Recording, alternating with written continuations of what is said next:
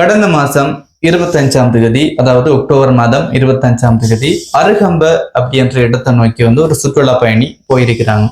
அதாவது இவங்க நியூசிலாந்தை சேர்ந்தவங்க அப்படின்னு சொல்லப்படுது. இவங்க முச்சக்கர வண்டி ஒன்றுல போயிருக்கிறாங்க. இவங்க மட்டும் தனியா தான் போயிருக்கிறாங்க. அப்படி போயிட்டு இருக்கும் போது அக்கரை பொத்துவேல் பாதையால போறாங்க. அப்படி போகும்போது திருக்கோயில் அப்படின்ற இடத்தை வச்சு மோட்டார் பைக்ல வந்த ஒருத்தர் இவங்க போயிட்டு இருந்த முச்சக்கர வண்டியை மறிச்சு இவங்கள்ட்ட பாலியல் துன்புறுத்தல் இவங்களுக்கு செஞ்சிருந்தாங்க அப்படின்ற வீடியோ பெரும்பாலும் இந்த வீடியோ பார்த்துட்டு இருக்கிறவங்க எல்லாரும் பார்த்திருப்பீங்க அப்படின்னு நினைக்கிறேன். அதுக்கு பிறகு இந்த குறித்த சுற்றுலா பயணி சுற்றுலா பிரிவுக்கு பொறுப்பா இருக்கக்கூடிய போலீஸ் பிரிவிடம் முறைப்பாடு பதிவு செய்யறாங்க. அதே நேரத்துல இவங்க பயணம் செஞ்சு கொண்டிருந்த, அதாவது ஓட்டி கொண்டிருந்த இந்த முச்சக்கர வண்டியில ஒரு கேமராவும் இருந்திருக்கு அப்படின்னு சொல்லலாம். இந்த கேமராவுல அந்த நபர் எப்படியான சேட்டைகளில் ஈடுபட்டார் அப்படின்ற முழு விவரங்களும் பதிவாயிருக்கு அப்படின்னு சொல்லலாம். அதாவது இவங்க ஒரு சுற்றுலா பயணி அப்படின்னு நான் சொல்லியிருந்தேன். சுற்றுலா பயணி அப்படின்னு சொல்லும் போது நாட்டை சுற்றி பார்க்கணும், நாட்டுல இருக்கக்கூடிய விஷயங்களை படம் பிடிக்கணும், வீடியோ எடுக்கணும் அப்படின்ற நோக்கத்தோட வருவாங்க. அப்படி இவங்க கேமராக்களோட இருக்கிறாங்க. அந்த கேமரா அந்த நேரத்துல ஒன் செய்யப்பட்டிருந்திருக்கு. அதே நேரத்துல இந்த நபரும் இந்த சேட்டைகள்ல ஈடுபடுறது இந்த கேமராவில் பதிவாயிருக்கு அப்படின்னு சொல்லலாம். இது தொடர்பாக குறித்த பெண், அதாவது இந்த சுற்றுலா பயணி முறையிட்ட பிறகு அந்த குறித்த நபர் யார் அப்படின்றத போலீசார் தேடுறதுக்கு தொடங்குறாங்க அப்படின்னு சொல்லலாம். அதாவது இந்த நபர் எந்த இடத்தை சேர்ந்தவர், எத்தனை வயது அப்படின்ற ஃபுல் டீட்டெயில்ஸை போலீசார் எடுத்துக்கொண்டு இவரை பிடிக்கிறதுக்கான தேடுதல் வேட்டையில தொடங்குறாங்க அப்படின்னு சொல்லலாம்.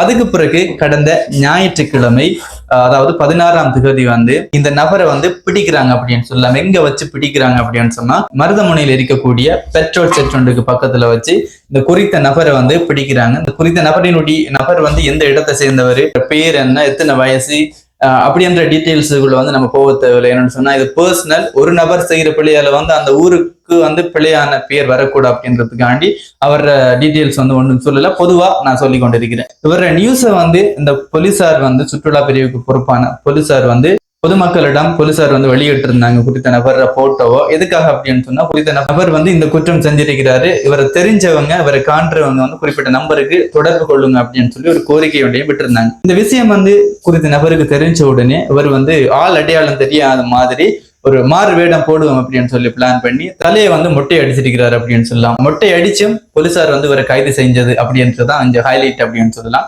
அதுக்கு பிறகு 16ஆம் தேதி கைது செய்யப்படுறாங்க. இந்த கைது செய்யப்படுறதுக்கு இந்த குறித்த நபரை பிடிக்கிறதுக்கு பொறுப்பா இருந்த ஒரு நபர் அப்படின்னு சொல்லப்படுது. அதாவது சுற்றுலா போலீஸ் பிரிவில் கடமையாற்றக்கூடிய விதுசாஞ்சனி அப்படின்னு சொல்லப்படுற ஒரு பெண் அதிகாரிதான் குறித்த நபரை பிடிக்கிறதுக்கு முழு ஒத்துழைப்பையும் வழங்கியிருக்கிறாங்க அப்படின்னு சொல்லப்படுது. அதாவது குறித்த நபர் எந்த இடத்தில் இருந்தவர், இப்ப எந்த இடத்துல இருக்கிறாரு அப்படின்ற முழு டீட்டெயில்ஸையும் தரவுகளையும் தேடி பிடிக்கிறதுக்கு ஒரு மூல காரணமா இருந்தவர் இந்த விதுசாஞ்சனி அப்படின்னு சொல்லப்படுற ஒரு பெண் அதிகாரி தான் அப்படின்றது சொல்லப்பட்டிருக்குது. அதாவது இவங்க இறக்குவாணி பகுதியை சேர்ந்தவங்க அப்படின்னு சொல்லப்படுது.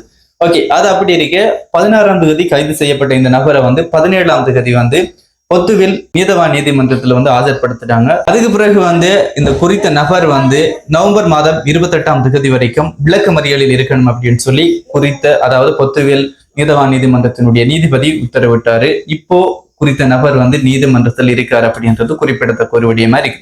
ஓகே, இந்த விடயம் எப்படி இருக்க, இதே மாதிரி சேம் சம்பவம் இன்னொரு இடத்துலயும் இலங்கையில நடந்திருக்கு அப்படின்னு சொல்லலாம். அதாவது கப்புத்தலையில இருந்து கண்டி குருநாகல் பாதையால பயணம் செஞ்சு கொண்டிருந்த 2 நபர்கள். இவங்க நெதர்லாந்தை சேர்ந்தவங்க அப்படின்னு சொல்லப்படுது. 2 பிரஜைகளும் முச்சக்கர வண்டியில தான் பயணம் செஞ்சிருக்கிறாங்க.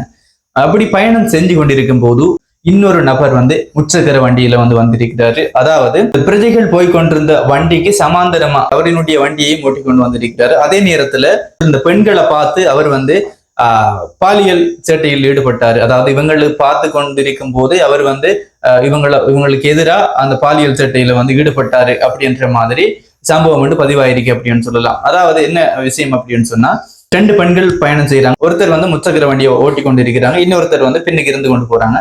பின்னுக்கு இருந்தவங்க இவர் செஞ்ச சேட்டைகளை வீடியோ எடுத்து கொண்டு இருக்கிறாங்க. எடுத்து அதுக்கு பிறகு கப்புத்தலையில் இருக்கிற ஒரு விடுதி ஒண்ணுல அந்த 2 பிரஜைகளும் தங்கி இருக்கிறாங்க. தங்கின பிறகு அந்த விடுதி உரிமையாளரிடம் இது குறித்து கதைச்சிருக்கிறாங்க அப்படின்னு சொல்லலாம். அதுக்கு பிறகு இந்த விடுதியினுடைய உரிமையாளர் சுற்றுலா பிரிவுக்கு பொறுப்பா இருக்கக்கூடிய போலீஸ் அதிகாரியிடம் முறையிட்டு இருக்கிறாரு. அதாவது முறைப்பாடு பதிவிட்டு இருக்கிறாரு. இந்த முறைப்பாடை வந்து பதிவிட்டதுக்கு பிறகு அந்த வீடியோவில் இருந்த நபரை வந்து அந்த வீடியோவை வந்து ஆதாரமா வச்சுக்கொண்டு அந்த குறித்த நபர் யாரு எங்க இருக்கிறார் அப்படின்னு சொல்ற தகவல்களை போலீசார் உடனடியாக கண்டுபிடிச்சு அவரை வந்து இப்போ கைது செய்திருக்கிறாங்க அப்படின்னு சொல்லப்படுது. இப்படி சம்பவங்கள் வந்து எங்களுடைய நாட்டுல ஒரு சிலரால வந்து செய்யப்பட்டு வருது அப்படின்னு சொல்லலாம். இந்த சம்பவத்தால எங்களுக்கு மட்டுமில்லாம எங்களுடைய நாட்டுக்கும் கெட்ட பேர் அப்படின்றது சந்தேகமே இல்லை. அதாவது எங்களுடைய நாடு இப்பதான் கொஞ்சம் கொஞ்சமா வளர்ச்சி அடைஞ்சு கொண்டு வருது அப்படின்னு சொல்லலாம். வருமானத்தை ஈட்டு தரக்கூடிய துறைகள்ல வந்து சுற்றுலாத்துறையும் ஒரு முக்கியமான இடம் வகிக்குது அப்படின்றதுல சந்தேகமே இல்லை. இந்த சுற்றுலாத்துறை வந்து இப்படி ஒரு சிலரால வந்து மோசமா போறதுக்கு வந்து நம்ம இடம் அளிக்க கூடாது. இப்படியான ஆட்களுக்கு வந்து இப்படியான செயற்பாடுகள்ல ஈடுபடுறவங்களுக்கு வந்து ஒரு தகுந்த தண்டனை வழங்கப்படுற பட்சத்துல தான் இதே மாதிரி அசௌகரியமான செயல்களில் ஈடுபடுறவங்க வந்து இனிமேல் வந்து ஈடுபடாம இருப்பாங்க. இந்த வீடியோ பார்த்துட்டு இருக்கிற நீங்க சொல்லுங்க, இப்படியானவங்களுக்கு நாட்டுக்கு கெட்ட பேர் வாங்கி கொடுக்குறவங்களுக்கு எப்படியான தண்டனை வழங்கணும் அப்படின்றத கமெண்ட்ல சொல்லுங்க. இன்னொரு வீடியோவில் சந்திப்போம்.